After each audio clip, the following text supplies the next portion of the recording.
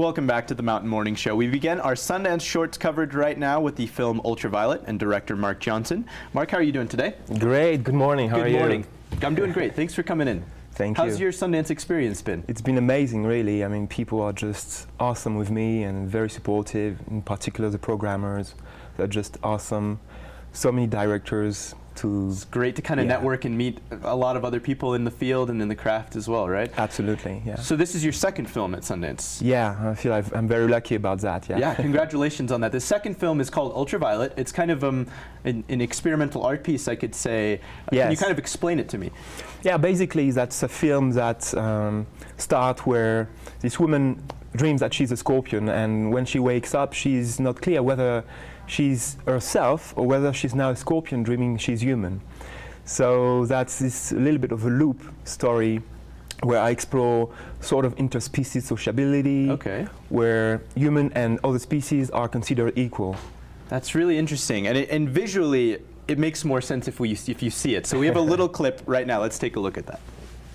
The color palette that you chose for this film is really interesting. Can you tell me what was the purpose behind those very intense, vivid colors? Obviously, the film's title is Ultraviolet, but what was the purpose of those? What were you trying to do? Yeah, I was reading a scientific article about why scorpions glow in the dark under ultraviolet lights, and that was it. And I was like, oh, that's a great image to work with. And then I started to contact my DOP, and we worked together on that.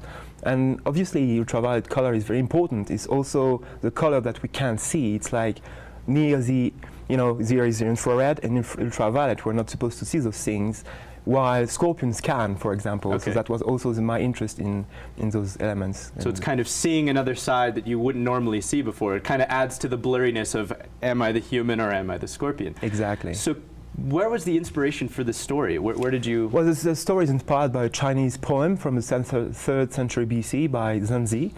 And so I took it from here, and then after the scientific article came in, and I just elaborated on that. And of course, the actress is very important. Her name is Kanchana Katkway, and she's from Bangkok.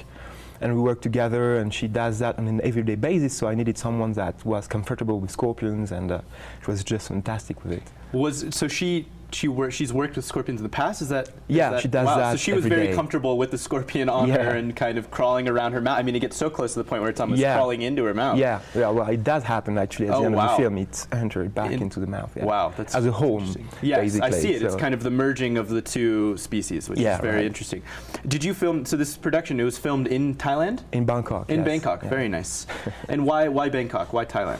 That's the only actress that could perform basically. This film. Who is comfortable enough to have a scorpion. So, and she holds many world record for holding scorpion in her mouth for 3 minutes, for example, this type of thing. So she was very kind, and it was amazing to work with her. So she was perfect for the role. Yeah, exactly. So tell me a little bit about the film. Obviously, it's already shown here at Sundance as we're on the closing days. Where did it show, and where can people see it now? Well, maybe soon in other festivals. It's going to go to Brazil in the Museum of Modern Art in February.